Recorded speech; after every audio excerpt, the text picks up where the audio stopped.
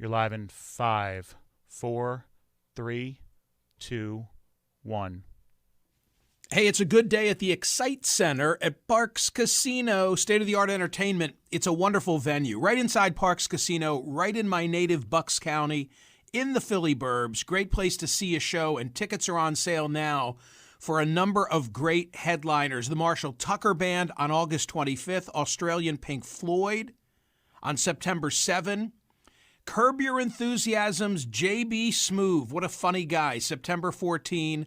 A tribute act, The Best of the Eagles, at September 20. Country star Dustin Lynch on September 21. Comedian Tiffany Haddish on September 27. My God, just like one after another of these A-listers. The Fray on September 28. The Juicy Scoop podcast with Heather McDonald on October 4. Comedian Kev Herrera on October 5. The acapella sounds of Straight Note Chaser on October 18. Where do you go for tickets? ParksCasino.com, PARXCasino.com. Parks Casino, this is how you win. You got to be 21. Gambling problem, call 1-800-GAMBLER.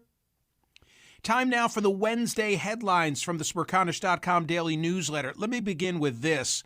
Yesterday, 33,152 votes were cast on the question of should tips be taxed. 58.17% of our audience agreeing with the vice president and former president and saying no, they should not be taxed. I was in the minority with 41.83% of my friends. So too our guest yesterday, Stephen Rosenthal, the senior fellow from the Urban Brookings Tax Policy Center. We had a great conversation on the issue. I see it rather straightforward. It's earned income. I don't know why we would expand and say, hey, you don't have to pay taxes if that's a part of your income, because I think that employers then would be encouraged to steer away from a guaranteed, minimum per hour and instead say, oh, let's just rely on the tips because after all, you're going to get to keep everything. I also worry about businesses that are now going to say, let's just call it a tip. Anyway, I was in the minority.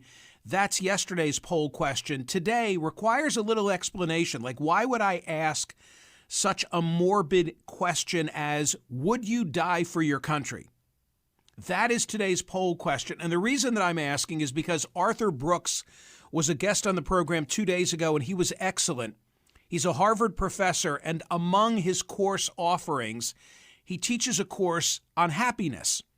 He caught my eye because he wrote a piece for The Atlantic under the headline, The Best Therapy for Our Anxiety Epidemic. And in our conversation, he said that when he's speaking, when he's lecturing his students, he encourages them to address two questions. Why am I alive? And for what would I give my life? So Professor Brooks was a good guest on the program. At the conclusion of the interview, went to the phones. Bill from Ohio called. And Bill from Ohio said, for what would I give my life? I would give my life for my wife, for my kids, and for my country. Immediately a bell goes off and I say to myself, that is a poll question. I assume that most of us would say, I would give my life for my partner and my children. But what about country? What about country? That's why I'm asking today's poll question. When you receive today's newsletter, when you open today's newsletter, please enjoy the Rob Rogers cartoon, the editorial cartoon. TC, I see this in the cartoon book. It'll be a great reminder of Donald Trump telling a story about being on a helicopter ride with San Francisco Mayor Willie Brown that apparently mixed him up, Brown, with somebody else with whom Trump had taken a helicopter ride. It was a hard landing, all right? It was a really hard landing, and don't say otherwise. But yes, this particular cartoon caught my eye as well. Do you want me to describe it for those who are listening? So it's got the ticket of Trump and Vance and the GOP elephant on a helicopter going down. And it says Trump Vance 2024 on the outside. On the bright side, now you'll have a helicopter story that's not a lie, with the implication being that the campaign at the moment is crashing and burning. We'll see if that keeps going in that direction. I don't know. I think the reason that I liked it is not only because it sums up a timely issue from the campaign, but in this case, I like the art. Maybe I'm drawn to the purple helicopter. Yes. I don't know. Yeah, the purple it's catchy. It catches your eye. Here's something else that caught my eye. Alex Weprin writing for The Hollywood Reporter under the headline, "Cable TV is Roadkill." I have been staying for the last 3 nights in a home, an undisclosed location. No, really? Where one television is a conventional television. It gets all the normal channels. And 2 other televisions have cut the cord and are smart TVs without an ability, because they don't have a cable box, to get CNN or Fox News. Oh, my. Or MSNBC. And it drives me bat blank. And then I saw this story, and we've talked about this before. Let me just give you the lead of it. On August 7, Warner Brothers Discovery took a $9 billion impairment on its linear cable channels. I think that means, in plain speak, they took a huge loss. They know it's not coming back. A move made in part because of the apparent loss of NBA rights and uncertainty around affiliate renewals. A couple of days later, Paramount Global took a $6 billion charge on its cable channels, sparked by the valuation associated with Skydance deal, a $15 billion in value, wiped out in an instant. And then it proceeds to talk about how Robert Iger from Disney delivered a speech in August of 2015. It was during the course of an earnings call in which he said, by the way, it kind of put everybody's attention to the beginning of the decline, according to a Bank of America observer, for what has now been a slow melt appearing to have turned into an almost total collapse. And then this individual, Jessica Reif Ehrlich, is quoted as saying, "The cable networks just are in this horrific, perennial, never-ending decline. It's been more abysmal, I think, than almost anybody expected, even just 2 years ago when the handwriting was on the wall and we still thought it would be at a slower pace than it has been. What's going on? The decline has been driven by cord cutting, of course, but in recent quarters, the cable business has faced a double whammy. Not only are subscribers declining faster than carriage fees are rising, but advertising dollars are fleeing television as the proliferation of ad-supported streaming options provide new places for marketers to spend their budgets."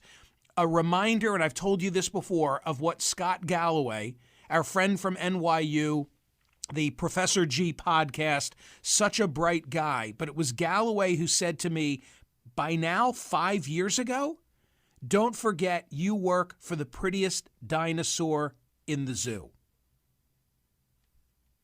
There it is. You know, Michael, it also makes me think of, I always think of the beginning of COVID when you tell the story of your Yes. of your daughter and her husband. And I believe what you always say, Squatters, right? Squatting in one of your places, and that they cut the cord and you were appalled. You're like, who do you think is paying for the place where you are staying right now? But I always think of that age, your daughter, my daughter, all their friends. It would never even occur to them that they would need cable, or that's how they would get their news. And they watch things when they need to. I mean, literally, my daughter in the middle of the Olympics texted me, where do I watch this? How do I watch this? Right. So we're going through the whole streaming thing and, YouTube. Yes. So it's fascinating to me. It's a whole different world. So I have a selfish interest in being knowledgeable about this story, which is that one of my employers is an aforementioned cable outlet. But secondly, it's a reminder for me as I hold down the fort here on the POTUS Channel to always be mindful of the fact that I might be eating and sleeping and drinking what's being said on CNN and Fox and MSN, but the rest of the country, and especially the youngins, are not. It's a great They are point. not. But I always think, though, that people are going to want content, no matter what, no matter how the world changes. People want content. It's how it's delivered to them that is changing now and will continue to change. We have no idea. I mean, TikTok, who knew? I mean, that's where people are getting huge news. That's why Kamala Harris is going viral for the Brat Summer. Really? Like, I don't even understand it all. And yet that's going to be, there's something coming up that we don't even know what it is. Well, Okay, again, said selfishly, I'm not worried about whether there's a place for me in the future for as long as I continue to work. It's just being knowledgeable Correct. to know where might is. that be, Yes. to your point. Yes. And it's apparently not the cable world. Well, Right? I mean, that's what all of the. What does that mean here's for you, something Michael? Well, here's something else that I thought was really interesting. This is not in the newsletter today, but Aleko has it for the folks watching us on YouTube, which, by the way, I guess is indicative of our adaptability. But it's a story from the Detroit Free Press written by Julie Hines. Yeah, there it is. And listen to this. This is a couple of months ago, but I was doing some research about cord cutting, and I loved the way she wrote this. TV used to be relatively simple. 50 years ago, everybody watched the same shows on the same three networks, ABC, NBC, CBS, by default. The delivery system was the TV set itself and an electrical outlet for the plug. There were some great offerings like Roots or The Mary Tyler Moore Show, and there were countless flops like BJ and the Bear. If you forget, BJ was the trucker, the bear was his pet chimpanzee. Then came the rise of pay TV, particularly cable, which helped encourage the advent of prestige TV, led by HBO in the late 90s and the early 2000s with classics like The Sopranos, The Wire, Deadwood. Next was peak TV, the explosion of programming sparked by the rise of Netflix and other streaming sites. It peaked in 2022 with 600 scripted shows, and last year returned to the manageable number of, checking notes here, 516. If television is a battlefield, broadcast and cable seem to be losing the long war. And then there's more to it. So that's the issue. Everybody's habits are changing, going in different places. And I recognize I'm not alone now in seeing that so many of us feel trapped by a system that you feel like you've got to subscribe to this streamer, and before you know it, you've exceeded whatever your traditional cable package was to begin with. So read that story. It's from The Hollywood Reporter. It is in the newsletter. More headlines now from the Wednesday edition of the newsletter. Thought this was really interesting. A Gallup survey that says 38% of U.S. adults want businesses to take a stance on current events. This is glass half empty, glass half full. Actually, I could say it differently. The number, and we talked about this 2-3 years ago, the number of Americans, the percentage of Americans who want corporations to go on record is actually in decline. As the 2024 presidential election draws closer, U.S. adults are likely to find themselves subjected to a heavy dose of political media and content. But according to a new survey from Bentley University and Gallup, businesses are one group that Americans do not want to hear from on current events. Fewer than 4 in 10 U.S. adults, 38%, believe businesses should take public stances. The results show Americans of nearly all age groups, genders, races, and partisan affiliations have become less likely to want to hear from businesses on current events over the past 2 years. Isn't that interesting? Because I can remember, I don't know what the issue was. I don't know what the specific issue. I don't know if you remember, TC, but I think it was October 7th, Michael. It was huge, and everybody was weighing in and commenting. That was one of them. Yeah, that was definitely that's the most recent in my mind, because I have friends that are that are running businesses or top, and there was huge pressure to come out with a statement, take a position. Yeah, take a position. Well, I'm sure the corporate world is relieved to know fewer Americans are demanding of them going on record. Sure. So that story is in the newsletter. Okay. This for me was an eye-opener. I'd not focused on this. From NPR, when police say stand back, these states say how far. And as we all know, there's been this rise ever since everybody had a video recorder, meaning a smartphone in their pocket, to tape record, to videotape, I guess I should say, police encounters. The courts say you have a right to video record the police. They also say police have the right to do their work unimpeded. And with the spread of ubiquitous video recording devices, those two rights have increasingly come into conflict. Here's the part I did not know. I did not know that a number of states have passed laws, including Florida by way of illustration, that set a distance where you need to stand back and allow the police to do their work. And so the tension is that many critics say that the distance that is being imposed makes it too far to get a good recording of what's transpiring. So I'll read 2 paragraphs to you that'll sum this up. They do it just to get likes and clicks. This is a quote from Al Palacio, a Florida police officer and official with the State Fraternal Order of Police. He's particularly concerned about the rise of First Amendment auditors, people who go out of their way to film police and other officials to post the resulting confrontations online for big audiences. By the way, I have to stop and tell you a funny story about a friend of one of our kids who reports the following, that in a car, picture this scene, TC, that in a carload of 20-somethings, early 20-somethings, they get pulled over. The driver gets pulled over for speeding, and the driver looks in his or her rearview mirror, being very careful here to protect identities. Okay. It's not one of my kids, but they shared the story. In the back seat, 3 kids, I'll say, young adults, who are doing what? Filming. Car pulled over. Filming? Carload of young adults. And as the driver pulls over and looks in the rearview mirror and looks at the back seat, what does he or she realize their friends are all doing? Drinking? No. Making that would TikToks. be your friends. Oh, no. yes. They have all pulled out their phones. Yes. Preparing to record the encounter. Oh yeah, no good. We run into this in the firefighting and EMT world, and we at least have because when we're dealing with patients, there's patient privacy laws, so we at least have the ability to tell people to stand back, and we can say, please don't film this, but that only goes so far, and we have then just do the best that we can to get them into a private place or in an ambulance or inside of a building as quick as we can, so we don't have to deal with it.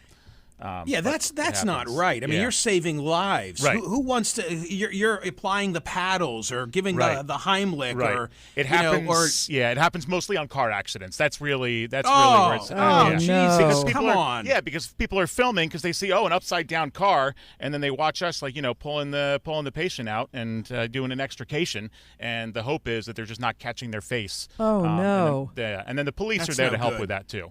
Yeah. Good. Yeah.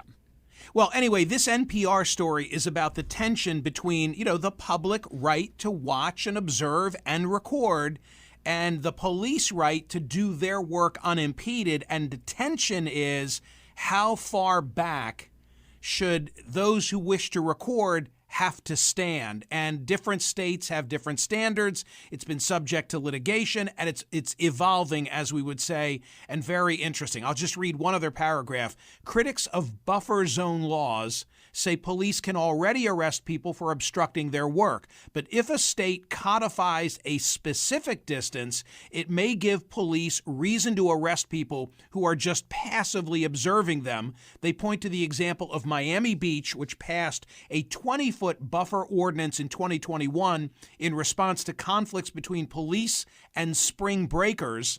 Officers invoked the new rule so often, the city quickly suspended it following public outcry. Read that story. Also in sort of the health blotter of the newsletter, just moving quickly today. The Centers for Disease Control and Prevention has released new data. The top 10 causes of death in America. Number 5, chronic lower respiratory diseases. Number 4, cerebrovascular diseases. 3, accidents and unintentional injuries. 2 is cancer. 1, heart disease. Relative to cancer, President Biden, doubling down in his final days on his cancer moonshot. We've got a story in the newsletter today about $150 million in research grants having been allocated by the administration. There's also a story in the health category on the impact of loneliness. This is from Ali Volpe at Vox. Really well done. I thought the headline I wrote for the newsletter today that will resonate with some of you, not all of you. This is for all the lonely people. Well, there are a lot of lonely people among us, and they are in all different demographics, TC. Yeah, they really are. And it's striking to me how often daily there can be what I consider to be a mingle headline that you can put in the newsletter. It's so important. It's just so important, and it breaks my heart. But that article is also really good because it talks about what you can do about it. So if you're feeling lonely, one, you are not alone. You are not alone in feeling lonely. So that's important to know, that this is not something that you're the only person going through this. And it also gives suggestions. So take a look at that at smerconish.com. And to your mingle observation, and you're right, this is mingle news, quote, other research has shown that infrequent contact with family, friends, and neighbors may lead to higher levels of loneliness. Infrequent contact. Yep. Higher levels of loneliness in young adults and in midlife. Having a local support network helps keep loneliness at bay for older adults as well. Get out and mingle. Vote on today's poll question. See ya.